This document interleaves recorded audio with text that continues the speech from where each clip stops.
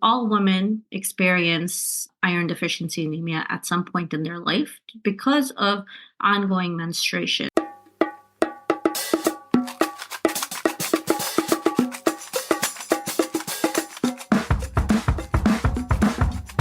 Hello and welcome to Cocoa Pod's Maternal Mortality Reduction Academy. This is a feature of the Birth Center for Natural Deliveries Foundation. We are recording live from the rural city of Forsyth, Georgia. My name is Dr. Bola Sagadi. I'm a board-certified obstetrician, gynecologist, minimally invasive robotic gynecologic surgeon, and a proponent for natural child delivery. For this, our Cocoa Pods podcast episode, we're fortunate to have with us today, and fortunate because this is someone that has a strong passion for medical education to help improve current gaps in healthcare.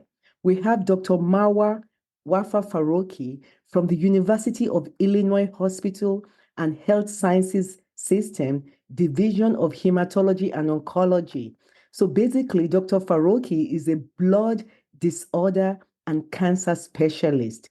So, Dr. Farooqui, welcome, and can you introduce yourself and your background in hematology oncology, which is the study or the specialty of blood disorder and cancer? Thank you for having me on this Cocoa Pods podcast. I am happy to join you today.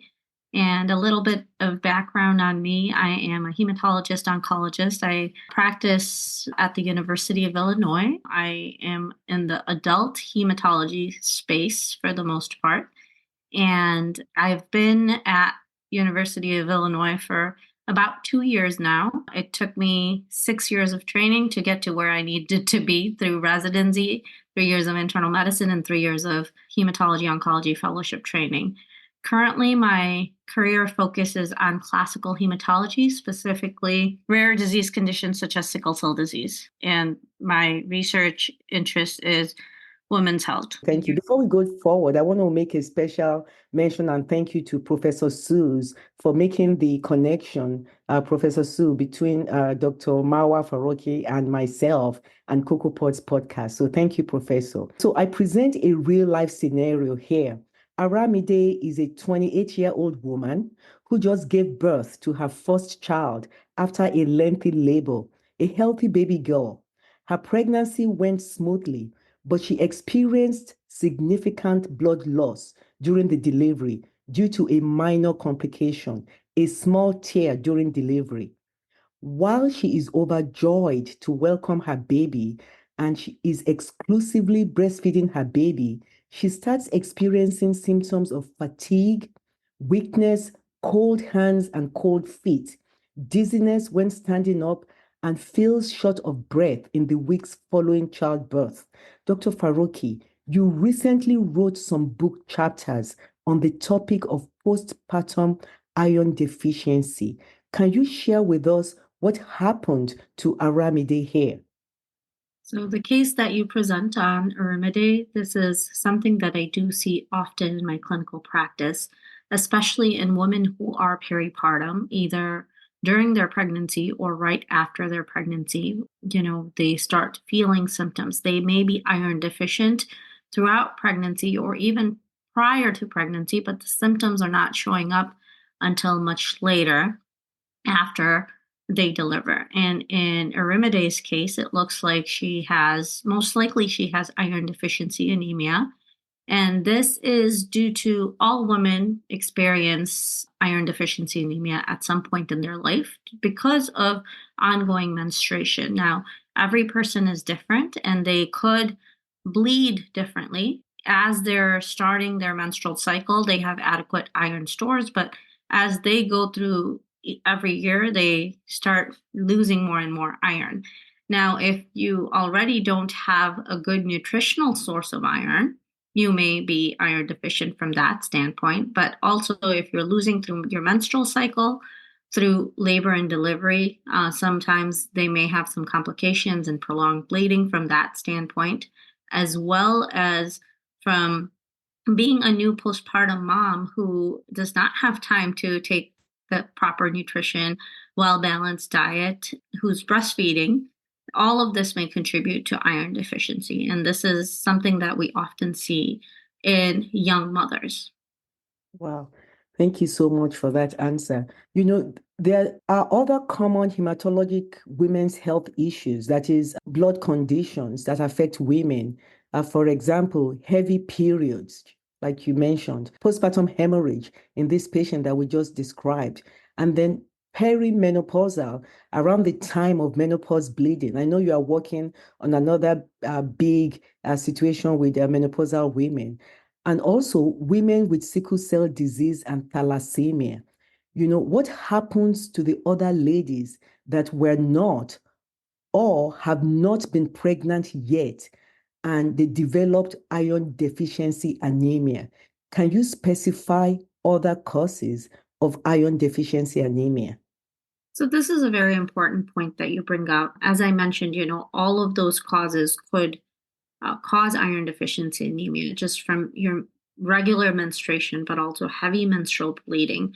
When women undergo menopause or the menopause transition, their periods are really variable. They may have multiple menstrual cycles within the span of 30 days, which may contribute to heavier blood losses. Also, in certain patient populations, especially our African American patients, we do have more fibroids that we see as they transition to menopause. They have fibroid-related heavy menstrual bleeding as well, which predisposes them to getting into iron deficiency anemia.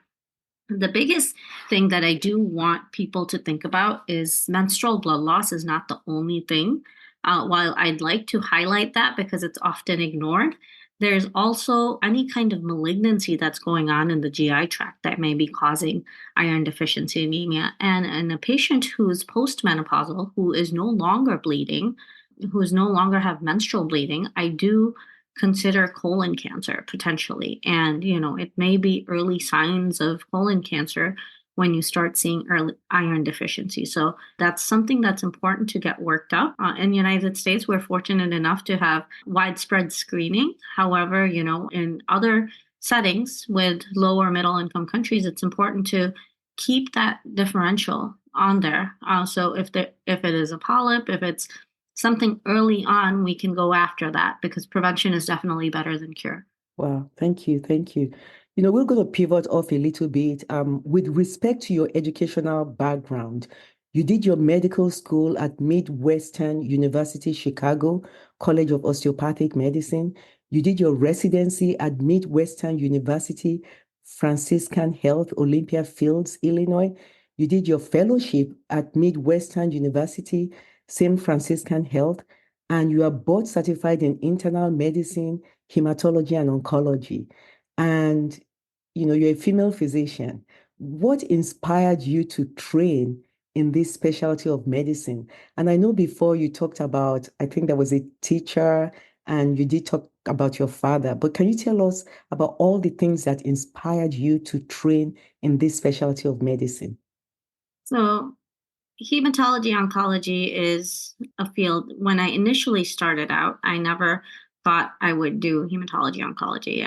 I knew I wanted to do medicine later on. However, when I started school, I was not the best student.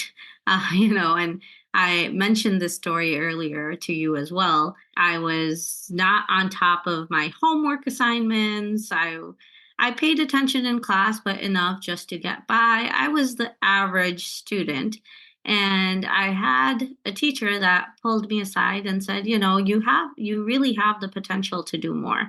And, that meant a lot to me. I had a high school guidance counselor.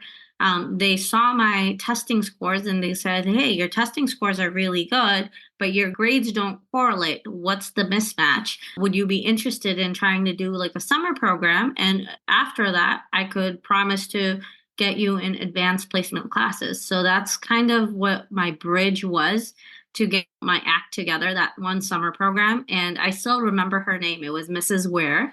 And she really was the building foundation. I was really weak in language arts. It was not something that I was really good at. Even though my mom is an English literature major, I've never been very good with reading and things like that. So that summer program really helped me not only how to get better in terms of literature, but it also helped me figure out what it takes to be a successful student. And, going back to family, my dad was always a positive influence in my life. He would always say, he would always be encouraging. Even when I was an average student, he would always say, there's always next time. He was never harsh. He was, I was a middle child. So my parents were very focused on the oldest one and the youngest one. But with me, they were they always said there's a next time. And whenever the teacher said, she's smart, she just needs to work hard, they would remind me of that. And really, the true key to my success is my older sister. She was the driving force. She would come with my parents to the parent teacher conferences. She would hear from my teachers, and then she saw my work at home and my work ethic, and she really motivated me to be where I am. In fact, just this past year, whenever I'm ready to give up and I feel overwhelmed, I go to her, and she's like my pivot point again. And she's always encouraging me to, hey, look at things from a different perspective. If you can't do certain things, get rid of them and then refocus. So really, to this day, I'm fortunate to have a very, very helpful family that's supportive in my career and my personal life. And because of them, I'm able to, continue doing what I do. Wow, what a powerful story. I want to give a shout out, a big shout out to all the Mrs. Wares out there, all the teachers that see the diamond in the rubble for the students that they're taking care of, for all the parents out there that are just kind and supportive to their children, and for all the older sisters out there. I have a situation that my oldest daughter actually acts like your older sister to her siblings. So I just want to encourage people to support themselves with positive people, positive teachers. There are teachers out there that are not positive, but find a positive teacher, support yourself. Parents, keep doing the great work you're doing. Big sisters, big brothers, keep doing the great encouragement, great work that you are doing. You're going to produce a lot of Dr. Marwah Farooqis, experts in their fields, writing grants, writing books, writing book chapters, So I'm very grateful to you for sharing that story. So we'll go back on talking about screening and early detection. And you mentioned that briefly. What are the recommended screening methods for women at risk for iron deficiency anemia? And why are they essential? And I'm going to pivot to the second part of this question. Can you discuss the importance of early detection in improving outcomes for women with these conditions from a global perspective? So when we talk about, the United States versus the global perspective, there's different recommendations and there's different screening hurdles that we have to deal with. Unfortunately, in the space of women's health, we're not there yet. Not in the United States, not on a global level. I know the World Health Organization is trying to promote women's health and trying to address peripartum anemia and iron deficiency anemia globally. However, there's no unified recommendations for iron deficiency screening in women. There are several different organizations, especially the federal OB/GYN organization, FIGO, that, has different recommendations when it comes to iron deficiency screening. But from a hematology standpoint, we really have not looked at women's health as much as I would like us to. So at this point, screening is really provider dependent. And unless patients are coming in symptomatic, many of our women are not getting screened, especially during their pregnancy. The gynecologists actually do a really good job of at least obtaining a ferritin level. They may not obtain the entire iron panel, but the gynecologists are at least doing the bare minimum. However, that has not spilled over into our primary care physicians. It's not spilled over into the hematologist. So I do think we have to put women's health in the forefront in terms of policy making, both nationally and internationally. So my recommendations for screening would be, every woman that's coming in to your office, every pregnant woman that's coming in, at least get a baseline transferrin saturation as well as ferritin. Now, I know in limited resource setting, we may not have the capacity to do all of that, but starting out with just the ferritin itself may help. Most of these women, when they are pregnant, they are typically getting at least one blood test, complete blood count, a CBC, and that will show iron deficiency, but that won't show iron deficiency until it's more progressive. That's why it's important to look at one of the markers for iron deficiency, which is ferritin, and that may give you an early indication of whether or not the patient has enough iron stores. And that's when you can start treatment, even before they're symptomatic, so that we don't run into problems of blood transfusions during pregnancy or after pregnancy. So, prevention is always better than the cure. Wow, thank you so much for that. Definitely cheaper. Yes, yes, thank you. And I like the fact that you said at times we really do need to start treatment even before things have plummeted down. What are the latest advancements in the treatment of iron deficiency anemia in women? I know historically it has been from eating from iron pots, historically. But what are the latest advancements in the treatment of iron deficiency anemia in women? And how have they improved patient care? So how do the treatment options vary based on the individual's unique circumstances? So, I will address the first question about, treatment advances in terms of iron deficiency. All of it really goes back to the amount of resources and what your setting is.